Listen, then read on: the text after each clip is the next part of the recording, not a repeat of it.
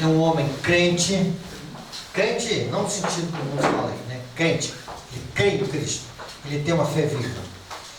É um homem liberto, um homem do coração renovado e um homem que o Espírito Santo faz uma vida em seu vida. Então vamos continuar. Oremos. Bondoso Pai, que o Teu Santo Espírito nos ajude a entender o Senhor mais um tópico daquilo que é a justiça que vem de Ti, Senhor. Para que nós possamos ter em vista o ideal, Senhor, que Tu esperas de cada um de nós. Salva-nos para o Teu reino, Senhor. Em Cristo Jesus.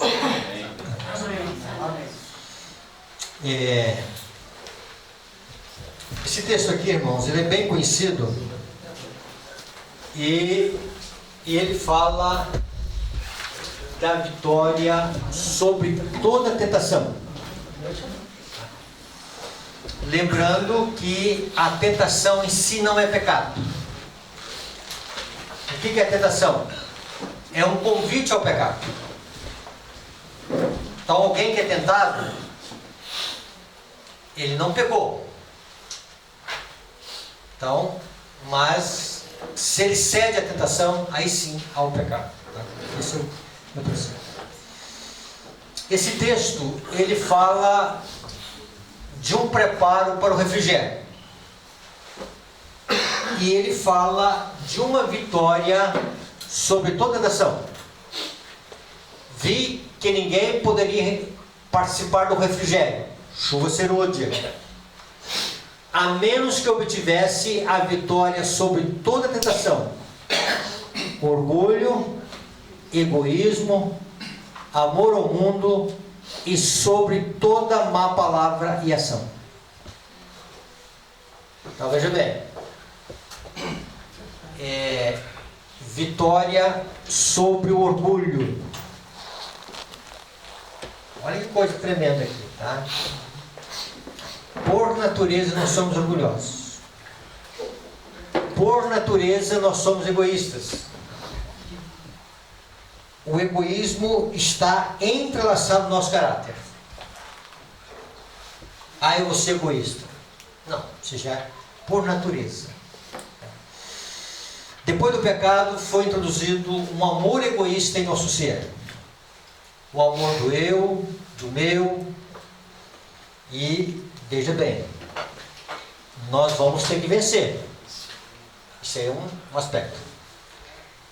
Então virá graça para nós vencermos essas fraquezas que são inerentes a nós.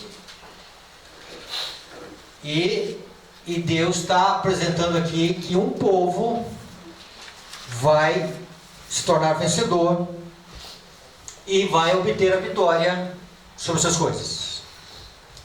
Então Deus está mostrando coisas para nós. Deus está mostrando o nosso orgulho. Deus está mostrando o nosso amor ao mundo. Deus está mostrando o nosso egoísmo.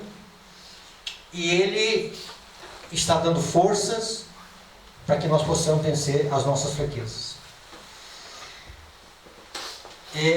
Esse texto aqui, que nós vamos ler, ele apresenta um aspecto mais abrangente. Bem-aventurados os limpos de coração, porque eles verão a Deus. Tem um mais profundo sentido. Então ela define primeiramente o sentido. Não somente puros, no sentido de que o mundo entende a pureza. O que é uma pessoa pura perante o mundo? Ela é livre do que é sensual. Então vamos lá. O sensualismo, ele tem um aspecto benigno e ele tem um aspecto maligno. Quando o vil sensualismo apresenta a nossa vida, é uma distorção, como o apetite alimentar em si, ele não é pecado. O que é pecado é o gosto pervertido. E o gosto pervertido faz a gente comer mais do que poderia comer, comer o que não deveria comer e comer na hora errada. Isso é a perversão. Se eu puder resumir tudo da comida, são essas três coisas. A sensualidade, ela tem o seu lado vil. Com a pessoa errada, a quantidade e na hora errada e assim por diante. Muita coisa está aqui, vocês entendem o que está dizendo aqui, tá? E o mundo entende livre do que é sensual. Essa palavra concupiscências significa ardejo ardente, desejo maligno, tá? Puros de desejos, impulsos pecaminosos. Isso que quer dizer. Mas fiéis nos íntimos desígnios e motivos da alma, isentos de orgulho e de interesse egoísta. Uma coisa é vencer o egoísmo. Então vamos lá, veio uma tentação para eu ser egoísta, eu querer só para mim. Mas não é certo isso, né? Aí eu ganhei isso aqui, é só para mim, é meu, tá? Uma tentação. Aí Deus diz, divide o que você tem, não é assim? João Batista diz, você ganhou 2 camisas, uma você dá, a outra você fica, né? Não é isso que João Batista fala? Tá? Então lá, o que é vencer o egoísmo? Então você, vamos dizer o seguinte, uma dificuldade que a gente tem egoísta, uma motivação egoísta, aí você vence. Mas quer dizer que a pessoa está livre do egoísmo? Não. Então existem algumas coisas nessa vida, e vamos chamar essas coisas de paixões, que nós tínhamos antes de conhecer a Cristo. E essas paixões, elas estão subjugadas. Elas estão ali adormecidas na alma. E elas não se apresentam. Quando você vai para Romanos capítulo 6, Paulo fala sobre isso. Romanos 6, verso 14. Ele fala, verso 12. Ele está falando de justificação pela fé.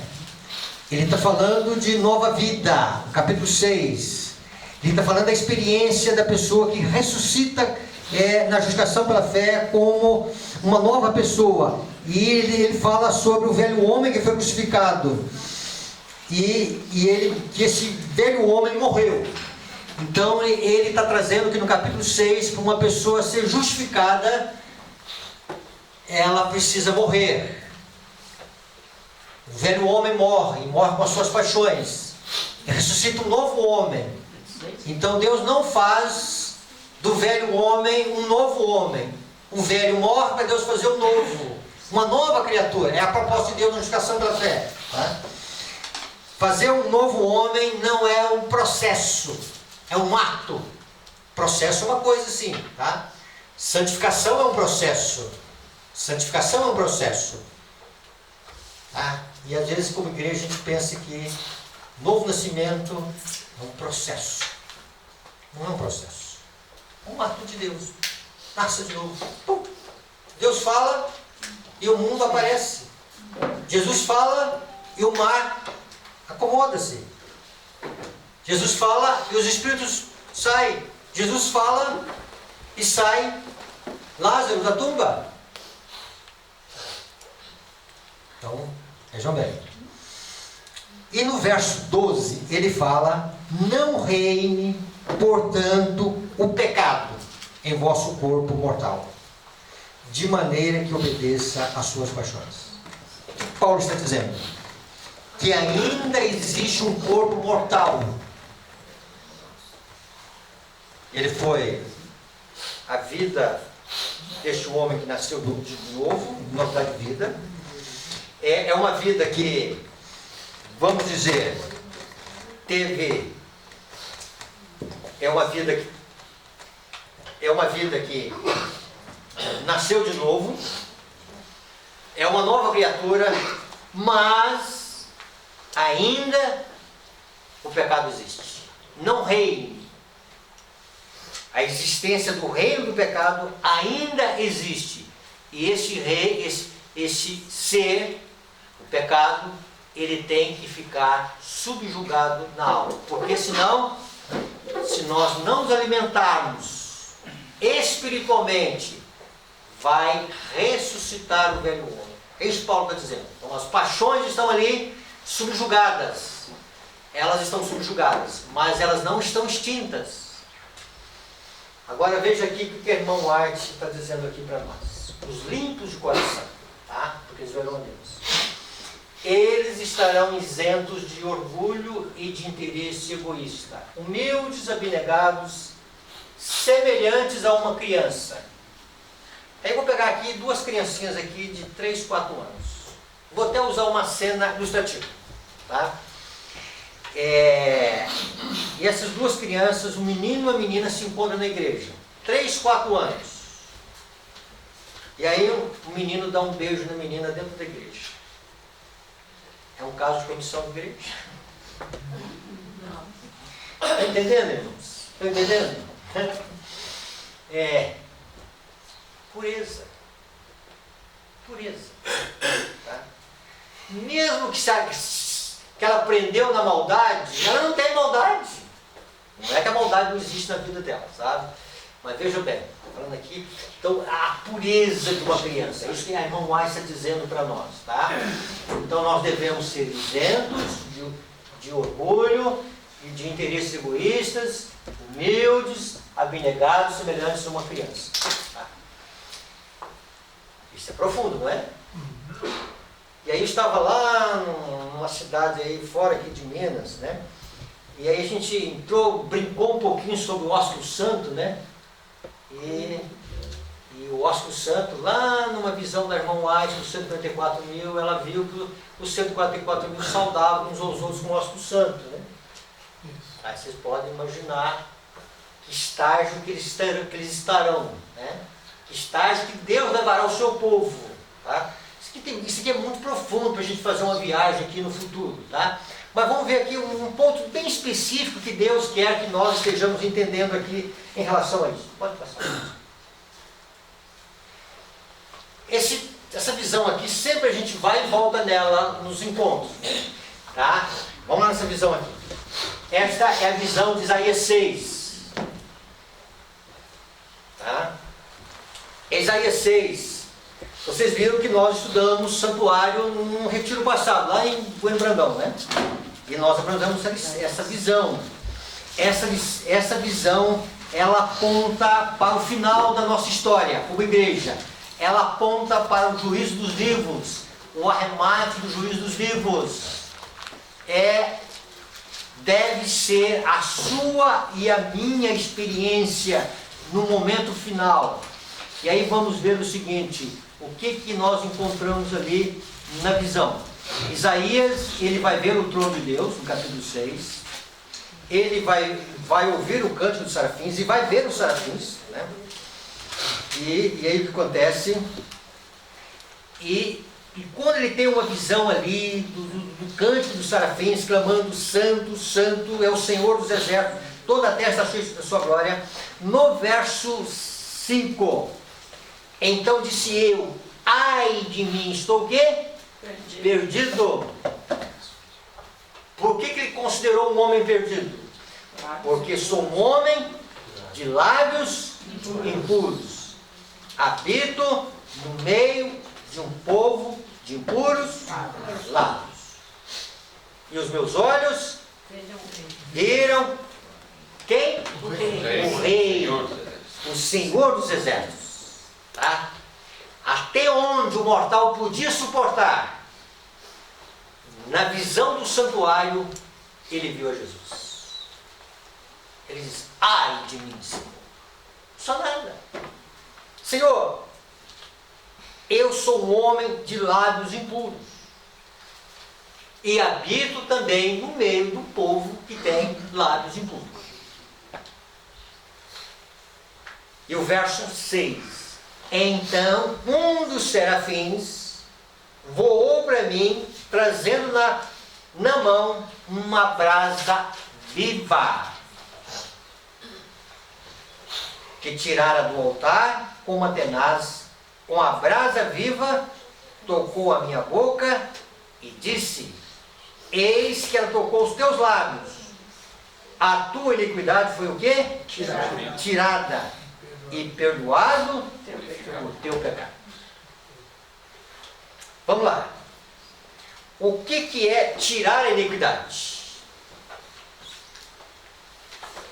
Mas antes de nós perguntar o que é tirar a iniquidade, vamos aqui mentalizar lábios impuros. O que são lábios impuros? Lábios que falam da vida dos outros, não é assim? Sim. Lábios que gostam de anedotas,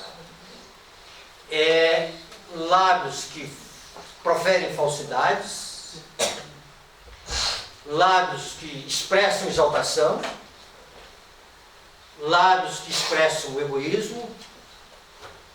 E lá no livro de Tiago diz que o varão que controla a sua língua, ele é um varão perfeito. Então 144 mil irmãos, eles possuem lábios puros. Tá? Pureza de lábios. Quando Jesus olha para Natanael, Jesus diz: olha, eis um verdadeiro israelita em quem não há dolo. Se existe o verdadeiro israelita que há dolo, que há falsidade, existe o falso. E o falso tem falsidade. Não existe uma nota falsa de R$3. Se existe uma falsa de 2, é porque existe a verdadeira de 2. Isso é uma regra muito simples. Tá? Quando ali está Isaías e a visão dele. A visão dada a Isaías representa a condição do povo de Deus nos últimos dias. Tem eles o privilégio de, pela fé, ver a obra que se processa no santuário celestial. Ela cita: abriu-se o santuário de Deus que se acha no céu e foi vista a arca da aliança no seu santuário. Para ela é o lugar santíssimo. A visão de Isaías é a visão do Santíssimo. É a visão dos serafins. E os serafins, eles são sentinelas do trono de Deus. Eles estão ali. E o que chega até a terra são os querubins. E os querubins, eles partem do trono de Deus e eles trazem os propósitos de Deus para a humanidade. Mas os serafins não. Eles lá estão cantando e são guardiões do trono de Deus. A olharem pela fé aos santos santos e verem a obra de Cristo no santuário celestial, percebem que é um povo de lábios impuros. Okay?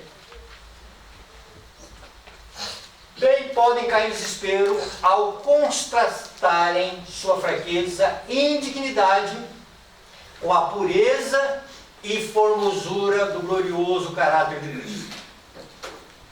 Então veja bem, Deus quer dar um choque em nossa vida. Qual é o choque que Ele quer dar em nossa vida? Apresentar diante dos nossos olhos a formosura do caráter de Cristo.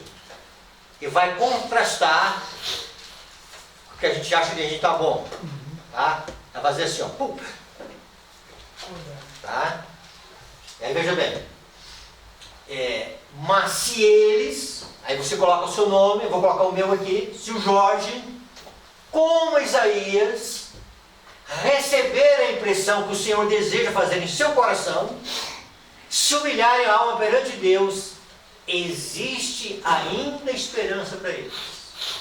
O arco da promessa está sobre o trono e neles será processada a mesma obra feita em favor de Isaías. Qual é a obra que foi feita em Isaías? Purificação. Purificação e o que mais? Retirado A iniquidade. Tá. Purificado foi a tua iniquidade. O que mais? Perdoado. E perdoado o teu pecado. Então veja bem, irmãos. quando fala que nós devemos vencer os nossos defeitos de caráter, tem a participação humana? Sim ou não? Sim. Vocês têm alguma dúvida disso? Não. Estou rindo meus caráteres. Eu sou meio egoísta mesmo. Eu gosto disso. Gosto de falar da vida dos outros, né? Não.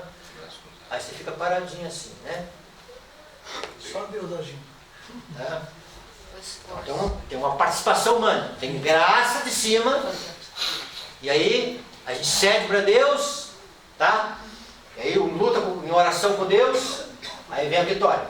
Mas a obra que foi feita em Isaías no santuário é uma obra que teve a participação humana? Não.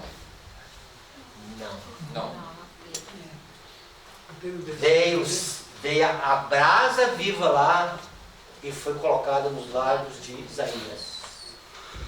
Foi uma obra 100% de Deus. Mas não é pelo desejo dele, a confissão e o desejo? Tá, mas veja bem, não foi alguma coisa que lutou, exerceu. Mas ele queria. Tá, ele quis. Então veio uma graça. Ali foi graça. Tá? E foi purificado os lábios. Tá? E aí veja bem, e perdoado Os pecados. o pecado. Tá? A última coisa que Jesus fará no santuário por nós: perdão do pecado, purificação. Ou purificação e perdão. Ok, purificação, tá? Deus aceitará as petições provindas do coração contrito, tá? Realmente, tá? Ele está humilhando o coração, ele está pedindo misericórdia. Ó. Zacarias 3, ela fala que é o arremate do juízo. Então, quando você lê Zacarias 3, nós explicamos isso aqui, nós estudamos sobre isso. Ao afligir o povo de Deus seu coração perante ele, vamos lá, Zacarias 3. Zacarias 3. 3, 4. Tomou este a palavra e disse aos que estavam diante dele: tirai as vestes sujas. E Josué disse: eis que tenho feito que passe de ti a tua iniquidade, e te vestirei de finos trajes. Ok. Tá. E aí vejam bem. Ao afligir o povo de Deus seu coração, ao povo de Deus seu coração perante ele, suplicando pureza de caráter. Pureza. O que é pureza de caráter? Limpeza de caráter. A obra que foi feita em Isaías, essa expressão aqui, tirai as vestes sujas, a expressão tirai, e é a mesma expressão que tem lá em Isaías, tirai. Tá? A iniquidade foi tirada, a mesma ação de Deus. Tá? Ao suplicar o povo de Deus em seu coração perante ele, suplicando pureza de caráter, é dada a ordem: tirai-lhe os vestidos sujos. Então, o sumo sacerdote Josué estaria em juízo diante de Deus. Interessante que ali está Satanás se opondo. A visão é um pouquinho mais ampla. E aí Satanás se opondo. Olha, isso aí não pode. Isso aí não pode. Josué está representando o povo de Deus. Por isso que nós falamos ontem que o juízo de Deus vai terminar, o juízo dos vivos vai terminar com o povo de Deus. E agora, acrescente mais, na visão do santuário.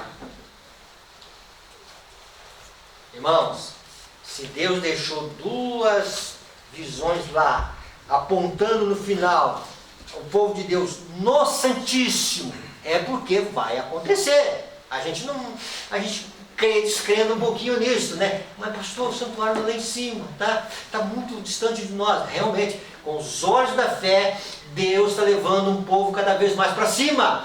E o que impede a nossa vida de ver a Deus, querer a Deus, é o pecado. À medida em que a justificação pela fé vai removendo o pecado, o desejo e a fome de justiça vai aumentando. E cada dia Jesus vai se tornando mais real para nós. E mais maravilhoso. Precioso é Jesus. E na medida que o Espírito Santo começa a apresentar essa preciosidade para nós, o desejo da alma vai ser o quê? Querer cada vez mais pureza de caráter. E ao afligir o povo de Deus seu coração perante eu explicando pureza de caráter. Outro detalhe aqui. E aí quando está lá Satanás se opondo à obra que vai ser feita em favor de Josué, do povo de Deus, que está em juízo, aí Satanás se opõe. E Jesus chama a sua igreja de Jerusalém, comparada como o quê? Um tição tirado do fogo. Então veja bem, primeiro a igreja passa pela fornalha. A fornalha vai dar uma ajustada. Tá? A fornalha vai dar uma queimada em algumas coisas. Tá? A fornalha vai aparecer coisas em nossa vida, defeitos que vão se acentuar em nossa vida, que a gente nunca imaginou que esses defeitos existiriam em nossa vida, tá? E às vezes a gente se gaba que algumas coisas, elas são assim, nós estamos num crescimento muito grande, mas na hora que Deus nos mergulhar no sofrimento, nós vamos enxergar um pouquinho diferente, para não dizer muito diferente. E aí é o seguinte, então Deus permitirá a imposição do decreto dominical para dar uma ajustada. Purificar a sua igreja, no sentido de dar uma expurgada no joio, tá? E também na nossa vida, no nosso caráter, aquilo que precisa ser restaurado. Ok. Depois disso, só volta, tá? Então vamos lá, volta ainda. Vejam bem. Tirar os vestidos sujos, uma obra 100% de Deus ou teve a participação humana? De Deus. Deus, uma ação de Deus. Tirar vestes sujas. Não temos. Agora, vencer as sujeiras é nós devemos lutar para vencer com as nossas. Mas tirar as vestes sujas, então veja bem, tirar as vestes sujas. E proferem-se as palavras animadoras. Eis que tenho feito com que passe de ti a tua iniquidade. O que significa isso? Iniquidade, irmãos. Essa palavra iniquidade, ela pode ter o teor do pecado. O que o pecado tem no seu teor? Maldade. Tá? Maldade. Ou ela pode também representar a culpa do pecado. Então Jesus, ele recebe a culpa do pecado. Jesus não herda a maldade do nosso pecado. Ele herda a culpa do nosso pecado.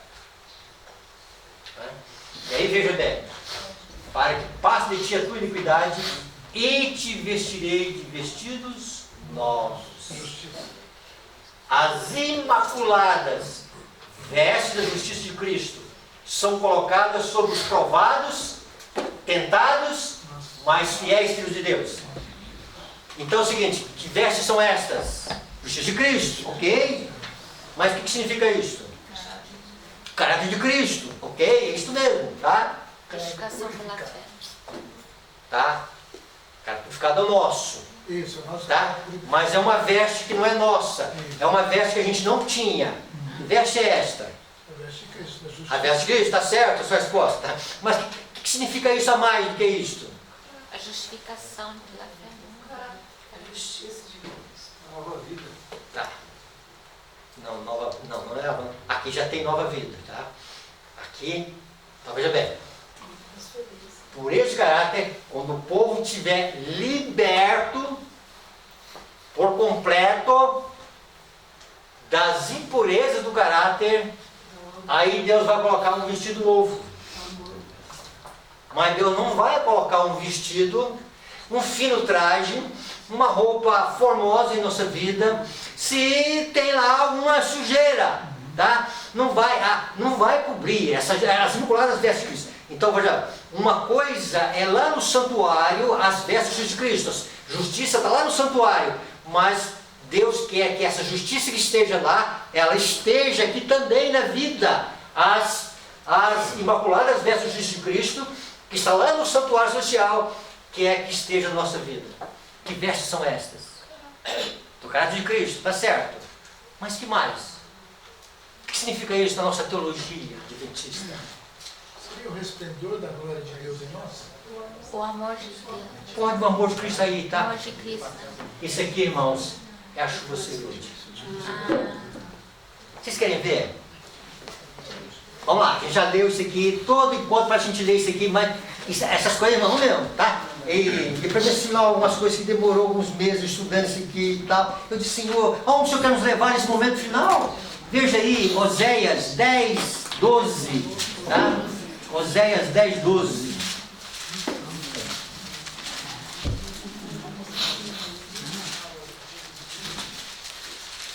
O que está escrito lá?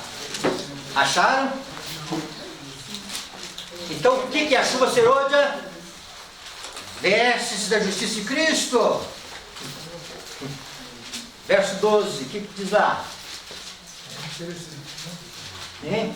Semeai para vós a justiça, ceifai em misericórdia, lavrai o campo de lavoura, porque é tempo de buscar ao Senhor, até que venha e chova a justiça sobre vós.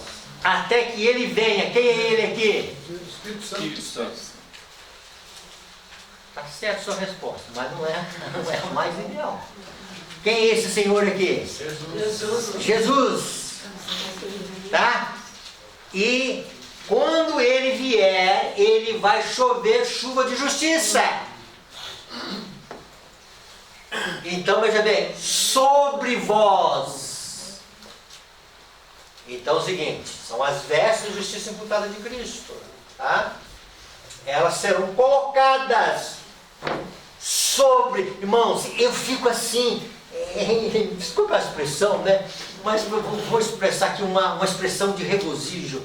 Eu fico assim, eu caio fora de si. Como é que a irmã White, ela foi assim, precisa nos detalhes, né? Ela foi assim enfática, né? Ela foi, ó, as vestes de Cristo são colocadas sobre, a mesma expressão de Oséias, sobre os provados, tentados, fiéis filhos de Deus. Tá? E Deus vai o quê? Revestir o seu povo de vestes de justiça. Vai chover justiça no derramamento do Espírito Santo, na plenitude do Espírito Santo. Virá justiça. O Espírito Santo, irmãos, ele é justiça. Ele é o Espírito de justiça. E com ele vai trazer a justiça. A justiça de quem? A justiça do Espírito Santo, que é a justiça de Cristo. E ela vem com o Espírito Santo. Então o povo de Deus, faminto de justiça, sedento de justiça, com mais fome do que o arroz com feijão, com mais sede do que a água, eles estarão clamando por justiça. E Deus vai responder com fartura para eles. As vestes da justiça de Cristo. Por isso que a chuva serôdia está entrelaçada com a justiça de Cristo, com a justificação pela fé. Então, para aonde leva a justificação pela fé? Na chuva serôdia. Chuva sobre justiça. Justiça sobre o quê? Sobre aquilo que a justiça de Cristo fez no coração, libertando o coração, e naquilo que a justiça fez de Cristo fez aonde? No caráter, libertando o caráter. E quando o caráter estiver libertado, aí veja bem, Deus vai revestir o seu povo de justiça. O próprio Cristo, na dádiva do Espírito, vai se manifestar na vida dos seus filhos.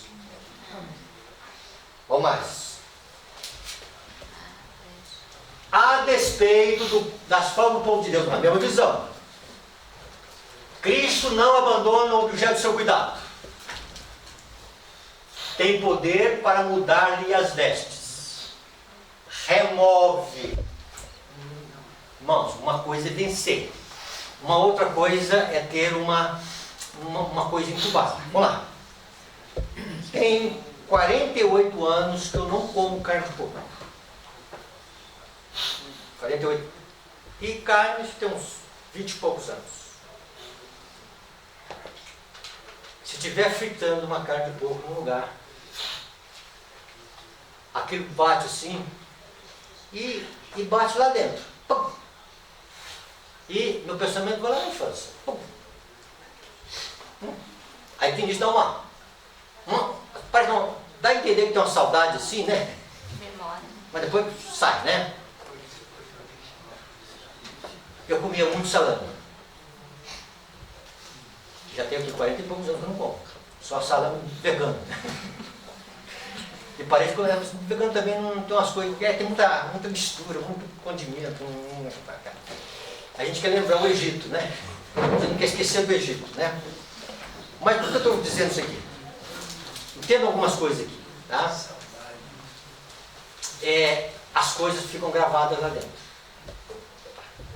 Alguma coisa simples, tá? Que no exército faz. E eu olho para um salame assim e eu não vejo assim que a cor dele é feia, tá? Parece que em algum momento a mente vai lá no passado, né? A natureza. No nosso tempo de menino, na roça não existia a mídia que tinha lá, um rádio de pilha, né? A gente acordava às 5 horas com o rádio tocando, né? Os caipiras cantando, né? Então eu passo no galho, tem uma música tocando e eu tenho que fazer uma força para aquela música não exercer um fascínio sobre a minha vida. Tá? Entendeu? Vem lá a minha infância. Meu mundo. Isso é uma coisa simples, tá? Agora imagine algumas paixões que nós temos nessa vida. Elas foram vencidas, mas elas estão sepultadas. Estão subjugadas. Estão subjugadas. Não estão mortas, extintas. Nós temos tendências naturais. Vamos lá. Aí eu aprendi na vida cristã que eu não posso falar da vida dele. E eu preciso travar aqui, né? E aí vem aquele impulso assim, não é assim? Eu não comunicar isso comigo. É aquele impulso. Vou falar da vida dos outros. Quando a brasa viva tocar os meus lábios, será que vai mexer com essas tendências naturais? Para me chegar a esse estágio de fiéis, de pureza de alma, como foi para um livro de coração? Então, irmãos, tem uma graça reservada para o final, tem um toque de graça que Deus tocou em Jacó. Jacó, você não vai ser mais Jacó, porque você nasceu hereditariamente como Jacó, você foi formado na vida como Jacó, você cresceu como Jacó e você não vai ser mais Jacó. Deixa eu tocar na tua coxa e você vai ser um outro homem. E Jacó entrou no Val do Jaboque orando a Deus por uma transformação de caráter também.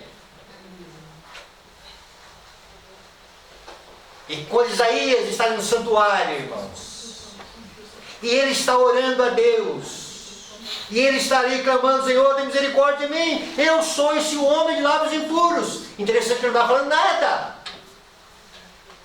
Mas ele disse: a minha natureza é esta, é sair o que é impuro, Senhor. E aí vem um toque de graça na vida de Isaías.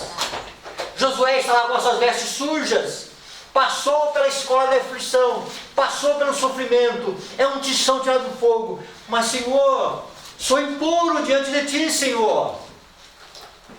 E aí veja bem, Josué, as suas vestes vão ser mudadas. Eu vou remover, não é subjugar, é tirar. Irmãos, isso é graça. É graça sobre graça. Vou retirar as suas vestes imundas e vou me envolver com um manto de justiça. Os crentes arrependidos, e junto aos seus nomes escreve nos relatórios do céu o perdão, expiação final, remoção dos pecados do santuário, e o nome permanece no livro da vida para entrar na terra prometida, para entrar na Nova Jerusalém, porque só vai entrar se o nome estiver perpetuado no livro da vida. E no momento final, o sumo sacerdote Josué está dizendo para todos nós aqui que a sua experiência ali é a experiência nossa no final dos tempos. Deus vai remover sujeira em nossa vida. Uma coisa é vencer, a outra coisa é Deus tirar. Tá? Confessa os seus perante o universo celestial. Satanás, o adversário desmascarado, como acusador e enganador. Deus fará justiça a seus escolhidos. Tem mais 2 slides. Pode passar. Ok. A última coisa, vamos ver aqui. A mente de Cristo. Veja o que está no livro de 1 Coríntios.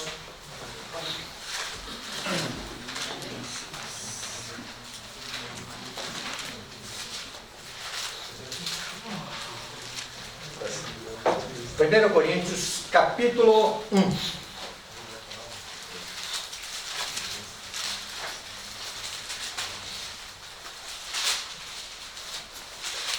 Capítulo 1, o verso... Aliás, perdão, é o capítulo 2, verso 16. o verso 16. Olha o 15 também. Porém, o homem espiritual julga todas as coisas, mas ele não é julgado por ninguém. Pois quem conheceu a mente do Senhor, que eu posso instruir? Nós, porém, temos o quê? A mente de Cristo. Veja o que está no dom profético. Quando estamos unidos a Cristo, temos a mente de Cristo. Então nós temos uma mente carnal. Na justificação pela fé, Deus, Ele liberta o pecado e Ele renova a mente. Novo coração. Nova maneira de ver as coisas. E a palavra de Deus disse que a lei de Deus é introduzida em nosso coração. Porque o Espírito Santo derrama o amor de Deus aqui. E Cristo passa a habitar em nosso coração. Isso se chama termos a mente de Cristo. Mas observe agora o que ela diz. Ao contemplá-lo, o homem não pode deixar de admirá-lo e ser atraído mais para ele, tornar-se mais encantado e mais desejoso de ser semelhante a Jesus, até refletir a sua imagem e ter o quê? Então ela fala, num estágio nós temos a mente de Cristo. O que ela está dizendo? Que na justificação pela fé, Deus coloca em nossa vida a lei de Deus. E aí nós temos a mente de Cristo. Mas ela fala de um nível mais elevado em possuir a mente de Cristo. Para possuir a mente de Cristo, nós vamos ter que ter o quê? No sentido mais elevado, a presença de Cristo. Então, a chuva serôdia, a chuva serôdia é a presença pessoal de Cristo, na dádiva do Espírito Santo. O Espírito Santo vai trazer a pessoa de Cristo. E trazendo a pessoa de Cristo, nós vamos ter a mente de Cristo. E vamos refletir a imagem de Cristo. Quando o céu olhar e que a chuva serôdia cair sobre os filhos de Deus, o céu vai pronunciar que nós estamos prontos para o selamento, o alto clamor e para atravessar o tempo de angústia e a glorificação. Então é isso que acontece antes do fechamento da porta da graça. E aí vamos ter a mente de Cristo. Esse ter a mente de Cristo aqui no sentido mais elevado. E aí nós já vimos que a lei ela foi escrita na mente de Cristo. E Cristo nunca teve um tempo em que a lei não estivesse no seu coração. A chuva serôdia é para manifestar a semelhança com Cristo no caráter. Para nós refletirmos o caráter de Cristo. É para nós brilharmos E o mundo vê as boas obras em nós e glorificar o Pai Celestial. E aí vejam bem, não tem a mente de Cristo. A mente de Cristo tinha impulsos pecaminosos? Não. Então, mente santa. Mente sã. Isso não é mente sã. Era pura a mente de Cristo. Tá? Pureza. Então, irmãos, e nós nunca vamos ser puros igual a Jesus. Mas tem um nível de estágio que nós vamos chegar lá. Amém. De restauração da imagem. Então vejam bem. E agora vamos ao último tópico.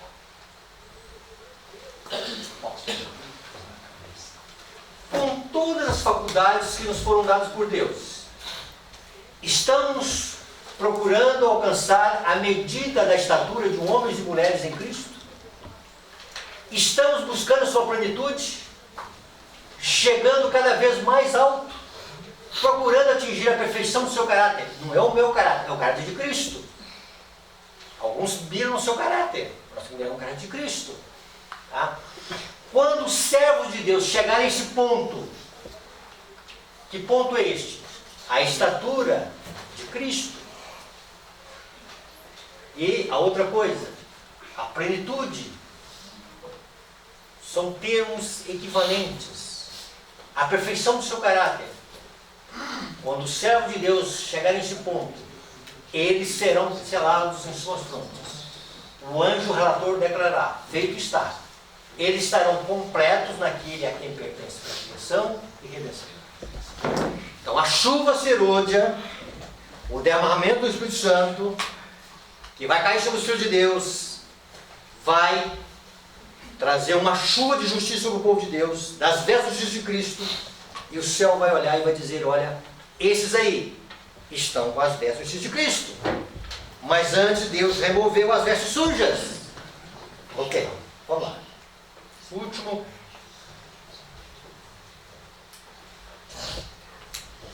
Por que um tempo de angústia?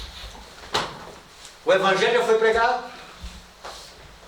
Todo mundo já fez sua decisão. Quem é de Deus já está selado. Por que um tempo de angústia? Só para Deus ver o seu povo sofrer? Tá, vejam bem. No tempo de angústia, vai acontecer isso aqui. Deus vai punir os que tentam forçar os seus concidadãos a guardar o primeiro dia da semana. Tenta-nos a negar a sua fidelidade a Deus.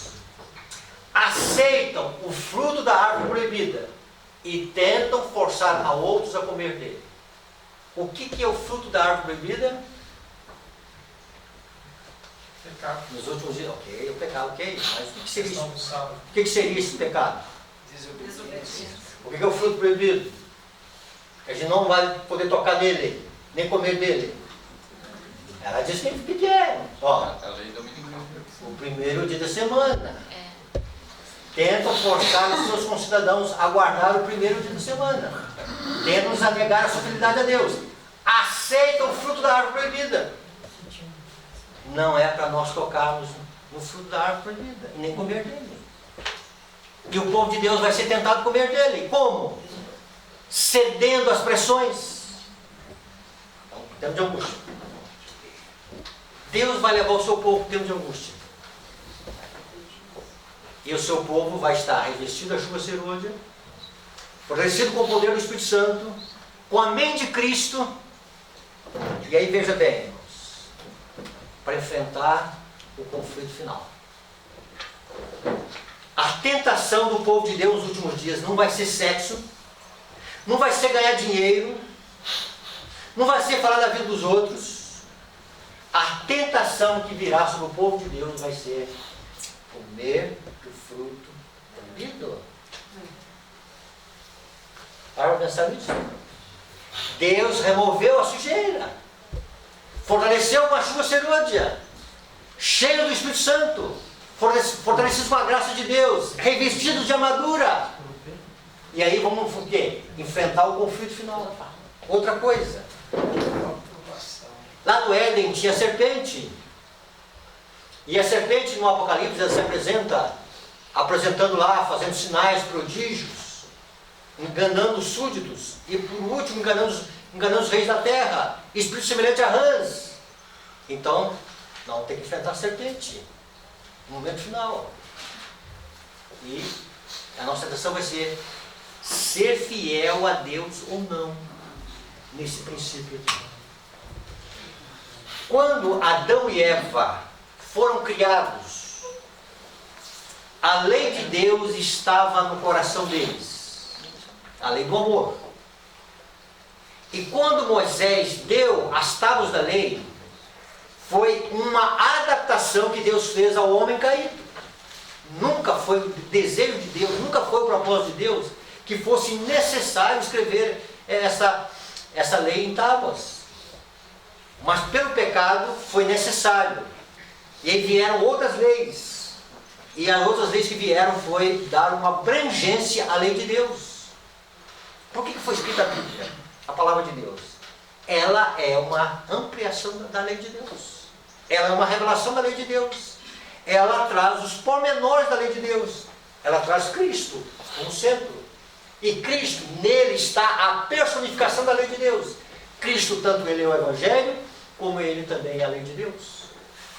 Então, no momento final, Deus vai preparar o seu povo, Deus vai trabalhar com o seu povo, para levar um povo ao tempo de angústia, para mostrar para o universo que Adão e Eva, eles não tinham razão para transgredir a lei de Deus. Porque quando transgrediram, o inimigo triunfou. E Deus vai terminar essa obra, mostrando para o universo que os filhos de Deus, revigorados, fortalecidos pelo poder do Espírito Santo, vão permanecer fiéis a Deus. E que a lei de Deus é santa, justa e boa. Tá? Este vai ser o conflito final. Tá? Então, num tempo de angústia, não é sexo, não é ganhar dinheiro, não é falar da vida dos outros que vai ser a tentação do povo de Deus. Tá? Aliás, muito pelo contrário. Tá? Essas coisas nem estará presente em nossa vida. Por quê? Porque lá, os que vão entrar, eles estarão no poder do Espírito Santo, tendo a mente de Cristo. E tendo a mente de Cristo, eles vão se afastar cada vez mais da árvore proibida, do fruto proibido. Hoje, por natureza, a nossa inclinação é para o fruto proibido, para a árvore do conhecimento do bem e do mal. Não é para a árvore da vida. E precisa vir a graça de Deus para nos libertar dos impulsos, das nossas tendências naturais, para nós cada vez mais ter desejo da árvore da vida, mais próximo de Deus, mais Deus em nossa vida. Então, irmãos, a justificação pela fé, ela abre caminho para Deus manifestar a sua justiça no momento final de uma forma extraordinária. E aí na chuva serôdia, o mundo vai ver que nós possuímos semelhança com Jesus. Mas antes o pecado foi liberto do caráter e o pecado foi liberto do coração. E aí nós vamos refletir a imagem e semelhança com Cristo Jesus. Amém. Eu fico assim, entusiasmado e vibrando quando a igreja começa a falar da justiça de Cristo. A gente olha às vezes para a igreja, tem dificuldades, tem pormenores na igreja, muitas dificuldades. Mas uma coisa não pode negar.